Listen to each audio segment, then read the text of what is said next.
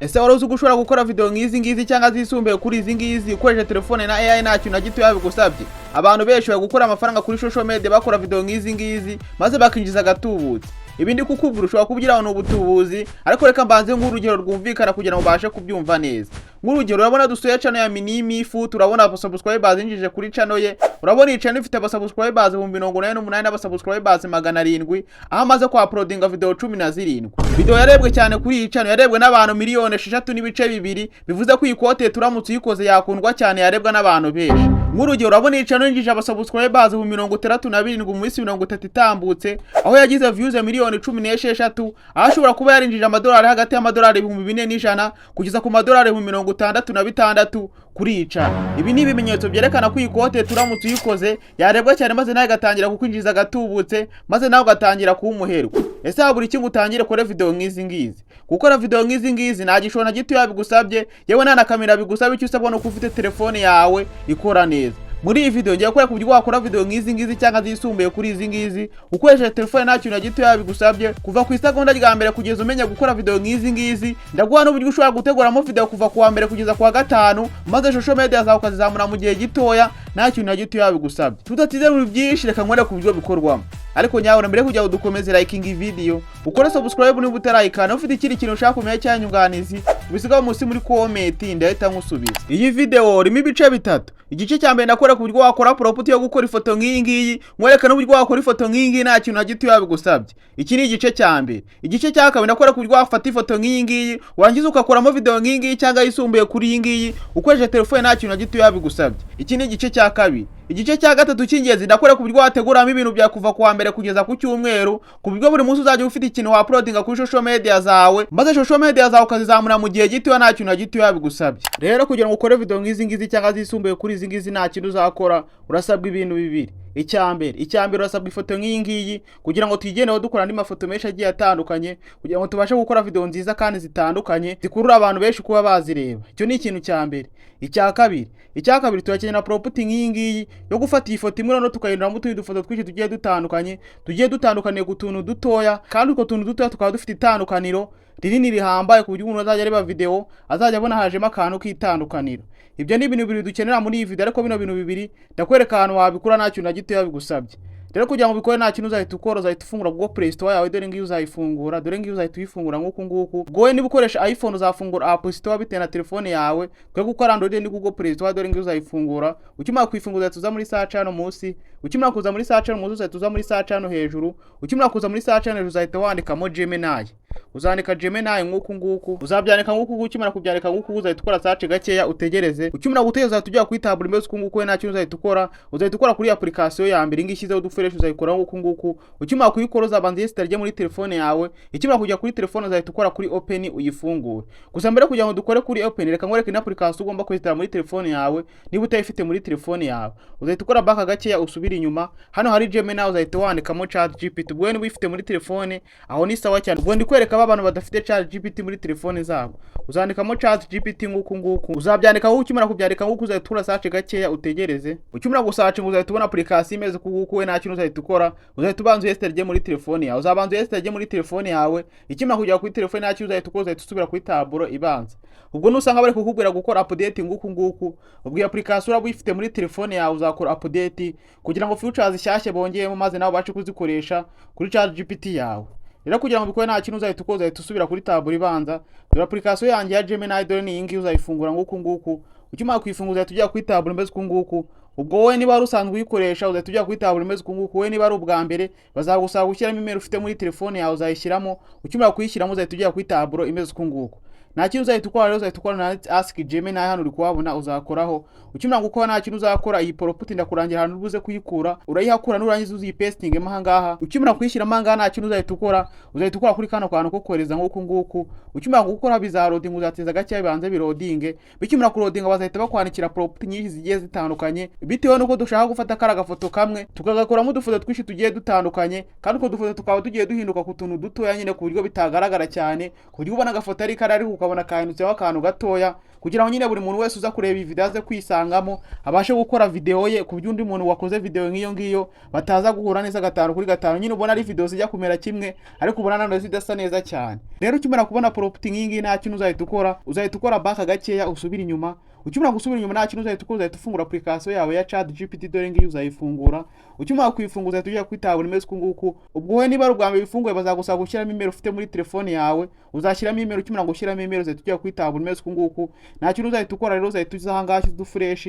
Ukimara kuzanga ushize du fresh nta kintu uzahita ukora, uzahita usanga ibyifuzo bya video yawe. Nk'urugero ushobora kuba ushaka gukora yenda video yenda kari gusimbuka kari akantu, ushobora kuba ushaka gukora video yenda kari gutera popage, ushobora gukora video nyine bitewe n'ibintu ushaka. Gusa ku musozo w'iyi video ngufitiye ID cyangwa igitekerezo cy'uburyo wakora video yawe kuva ku ntangiriro, kuva ku wa mbere kugeza umwaka urangiye, kandi akaba ari video nziza kandi zihoraho zikurura abantu ku buryo warebye iyo video ejo azagaruka kuyireba. Icyo usabwe ni ukuba hafi. Rero ngiye hari igitekerezo naragize cyoroheje cyo gukora video 10 zigiye zitandukanye naye nacyanditse. Nkuko uri kubibona nabwiye ChatGPT ngwore utu video 10 tugiye dutandukanye. Urabona harabona nabwiye ngwore property kari gusimbuka kagwa mu mazi, urabona harabona nabwiye ngwore property kari gutera popage, nyine urabona nabwiye utuntu twishi tugiye dutandukanye, ariko none nabwiye nyine ngwore ibintu byiza cyane.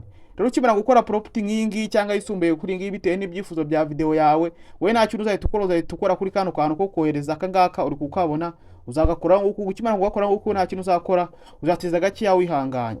Ukimara gutegeza bazahita batangira kukwandikira property zigiye zitandukanye bitewe n'amahitamo yawe. We nta kintu uzakora, uzateza gake yawe wihanganye bakwandikire property yawe bitewe n'ibyifuzo watanze. Urabona barimo barazandika ngene natse property 10, urabona barimo barazandika. Urabona ya mbere, ya kabiri, ya gatatu, ya kane, ya gatanu, ya gatandatu, ya karindwi, ya munani, ya 9, ya 10. Urabona nyine batwandikiye 10 bitewe n'ibyifuzo twatanze. Rero ukimara kubibona ngo kubura kintu uzahita ukora, uzahita ukopia property ya mbere. Ubwo tugiye gukora ka video ka mbere dukoresheje ifoto yacu. Rero kugira ngo tubikore nta kintu tuzakora, tugiye guhera kuri property ya. Uzahita uzanga nguku nurangiza uyiselecting, uzakora ku nyuguti ibanza. Ukimara kuyikoraho uzamanura nguku property ibanza. Urabona iragarukira hangaha, uhita ukora kuri kano kantu ka copy. Nanone usikorenge gake uzamura copy ni ya kabiri. Urabona dukopie ni ya kabiri, uhita ukora kuri kano kantu ka copy. Nanone ubwo dukopie property ebyiri zo gukora video. Rero kugira ngo ubikore nta kintu uzakora, uzahita usubira kuri application ya Google Play Store dore ngo uzayifungura. Ukimara kuyifunguza uhita ukora back gakeya usubira inyuma. Ukimara gusubira inyuma nta kintu uzahita ukora, uzahita wandikamo group. Urakora search gakeya utegereza. Ukimara gutegereza tujya kwitabura imeze kunguku. We nta kintu uzahita ukora kuri application ya mbere. Ukimara kuyikoraho uzahita banze ujya muri telefone yawe. Ukimara kujya muri telefone yawe uzahita ukora kuri open uyifungure. Gusa twebwe urabona barimo baratubwira gukora update, bivuze ko iyi application tuyifite muri telefone yacu, ahubwo hari features nyinshi bongeyemo bashaka ku updating. Twebwe rero dushaka gukora update nonaha tugiye gusubira kuri application yacu bisanzwe kugira ngo tutaza kurambirana. Uzayifungura dore ngiyi group, uzayifungura nguku. Ukimara kuyifunguza tujya kwitabura imeze kunguku. Niba ari ubwa mbere bazagusaba gushyiramo email, uzashyiramo email yawe. Ukimara gushyiramo email yawe uzahita ujya kuri tableau imeze kunguku. Ukimara kugera kuri tableau imeze kunguku nta kintu uzahita ukora, uzahita ubanza ukora amafoto agiye atandukanye. Rero nta kintu uzahita ukora kuri kano kantu kameze nk'akariki. Ukimara gukora uzahita ukora kuri kano kantu ka foto. Ukimara gukora kuri foto urabona ka gafoto kacu kamwe dore naka ngaka usagakora nguku. Ubwo nawe uraba wamaze kukadownloading. Ukimara kugakora uzahita ukora hano handitse done. Ukimara gukora kuri done uzahita ukora back gakeya usubira inyuma. Ukimara gusubira inyuma uzahita usubira kuri application yawe ya Gemini. Ubwo ko hariho twakoreye property yo gukora udufoto twishi tugiye dutandukaniye ku tuntu dutoya.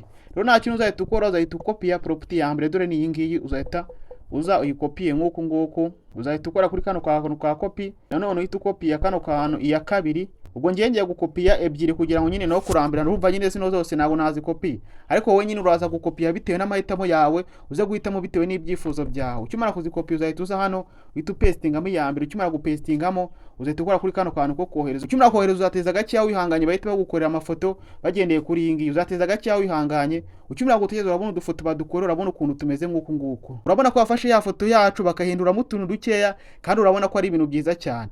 Ngurugyo nanone reka dushyiremo property ya kabiri dukopie nguku. Urabona dushyizemo nguku. Reka nayo tuyohereze nguku turebe ikintu kiza kuvamo nyuma.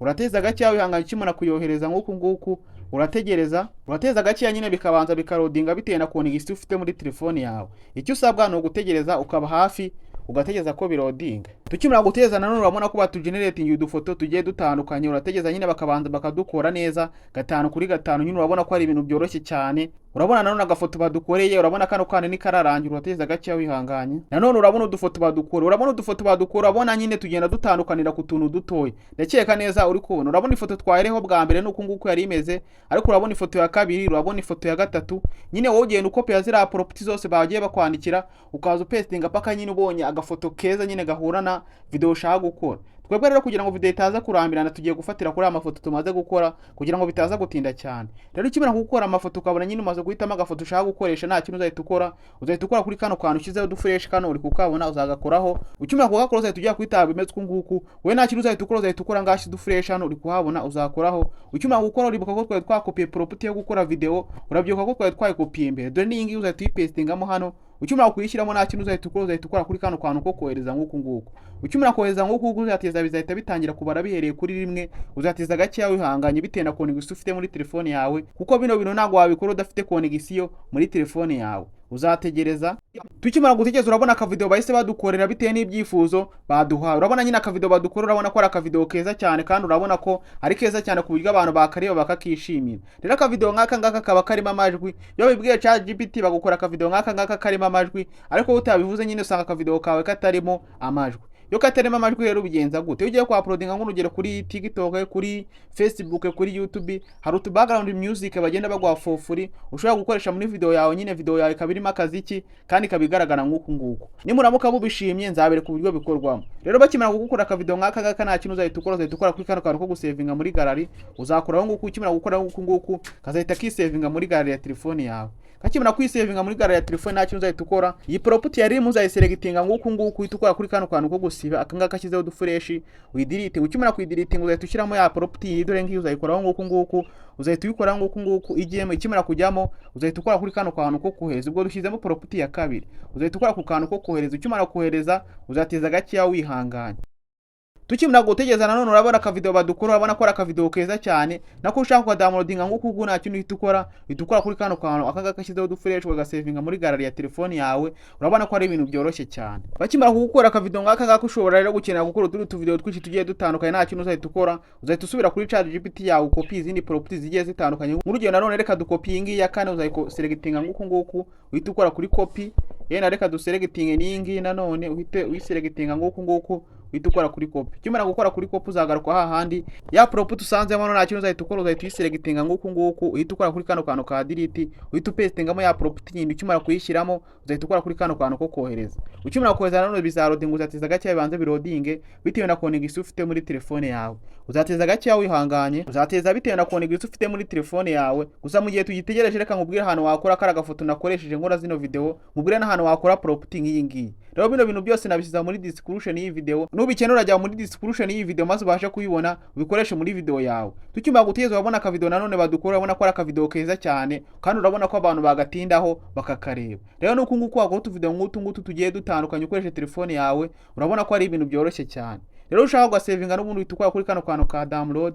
Ukibira ngo gakora kuri download kahita kajya muri gallery ya telefone yawe, nta kintu na gito yabigusabye. Iguruka uburyo bwo gukora video kubona, ariko nirenza amasegonda 6 yuko zaka video k'amasegonda 6 nyine urumva ko kabari gatoya. Iyo bibaye byiza ugenda utugira mu byiciro none ukaza kuduteranya muri CapCut, none ukabasha gukora video ndende igiye itandukanye, kandi urabona ko ari ibintu byoroshye cyane. Rero ukimara gukora video nk'izi nta kintu ukora, nyine uragenda ukazihuza muri CapCut cyangwa muri InShot cyangwa mu yindi application ukoresha editinga video zawe, hanyuma ukazaploadinga kuri social media zawe, kandi urabizi ko zino video zikunda kurebwa cyane kuri social media. Rero niba wabanye nanjye 5 kuri 5 ndabizi neza kuzi gukora video nk'izi cyangwa zisumbuye kuri izi ngizi, nta kintu na gito yabigusabye. Noneho muri uyu mwanya gukora ku buryo wakora video guhera uyu mwanya kugeza umwaka urangiye, kandi abantu barambirwa content yawe, bikaba ari ibintu bihoraho kandi bibubaka. Ngiye kuguha igitekerezo numva ugishimye, uze kugenda muri comment umbwe niba wagishimye. Ikindi kandi ukeneye ibindi bitekerezo wanyandikira kuri nimero tukahita tubikurikirana guha ID z'ibitekerezo bigiye bitandukanye, maze nawe ugatangira gukora content nk'umunyamwuga. Iki gitekerezo rero kimeze gute? Ngwino ufungura application yawe ya ChatGPT, ukimara kuyifungura yibwira gukore properties zihwanye n'umwaka, dore ko igitekerezo kiza kuba kimeze. Urabwira ChatGPT gukorera properties zihwanye n'umwaka, ariko property ya mbere kara gafoto kabe gafite inda, property ya kabiri bigenda bigabanuka, none bizaje gusoza umwaka kara gafoto karazanye kimenyine nk'akantu gakora siporo, karazanye na abdomen. Ndakeka neza uri kubyumva neza 5 kuri 5.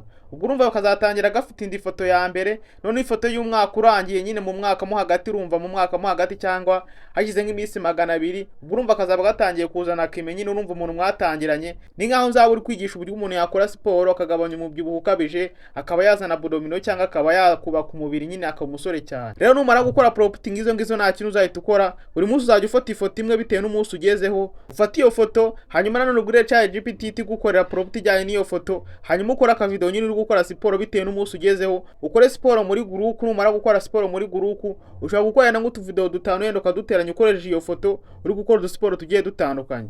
Ubwo uzajya muri ChatGPT yenda ubwire ati ndashaka uyu munsi nkora siporo bimeze gutya na gutya, niba ari popage gukore prompt uri gukora popage yenda ni 5 cyangwa se 10 bitewe n'amahitamo yawe. Yenda nk'urugero ugiye muri group ukoze utu video yenda dutanu ku munsi, sibyo? None umaze gukora utu video dutanu isujya muri CapCut uraduteranyije, yenda urumva utu video dutanu amasegonda 6 uraduteranya byibura ni haburamo video y'amasegonda 20 cyangwa 25.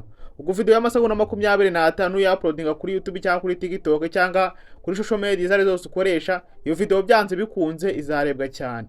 Ikindi gitekerezo cyane wakora cyangwa uburyo wakora audio wo gukoresha muri video zawe kandi ikaba ari audio mpuzamahanga, ushobora kujya muri ChatGPT nanone kagukora prompt yenda nk'urugero uri kuvuga ibintu runaka, uri kwigisha nyine uburyo wakora siporo yenda ukagabanya umubyibuho ukabije, ikabikwandikira mu magambo bihuye na ya video wakoze. Noneho yabikwandikira mu magambo ukahita ugenda ukabwira AI ishyize kuri screen, uragenda ukayishyiramo text, hanyuma wamara gushyiramo text ikahita igukoreramo audio, hanyuma ya audio wowe umaze gukora nta kindi uhita ukora, uhita uyidownloadinga hanyuma ukahita ujya muri CapCut ukahita ubiteranya bikahita bivamo video imwe, kandi urumva ko ari video nziza cyane. Rero kino gitekerezo urumva ko ari icy'ubwenge, nukiga neza 5 kuri 5 ukabikora ubishyizeho umutima, ndabizi neza kuzazamura social media zawe mu gihe gitoya. Niba kigufashije bimbwira muri comment, ikindi kandi ukeneye ibindi bitekerezo nabyo ubimbwira muri comment. Ikindi kandi nafunguye WhatsApp channel, ukeneye kudushyigikira wakora kuri link ra muri description y'iyi video cyangwa muri comment ya mbere ukayikoraho, ni naho hari prompt twakoresheje dukora zino video, ni naho hari kara gafoto twakoresheje muri iyi video. Ubwo niba gakeneye ukore kuri iyo link iri muri comment ya mbere, irahita kugeza kuri WhatsApp hanyuma udufollowing uhita ubona n'ibindi bikurikiyeho. Sawa rero mugira ibihe byiza, ndabakunda cyane. Niba iyi video yagufashije bimbura muri comment. Ikindi kandi ufite inshuti abavandimwe nabo wabasangiza bakamenya kano kantu, kuko gukora amafaranga online nicyo kintu kituraje ishinga, kandi wabizi ko social media nicyo kintu cya mbere gihemba online. Sawa rero niba iyi video yagufashije, thank you so much, ubimbwira muri comment. Ciao, Imana abarinde, ndabakunda cyane. Dusubire mu video kuri kiringi, ndasubiza ikibazo zambaje munsi muri comment. Ciao.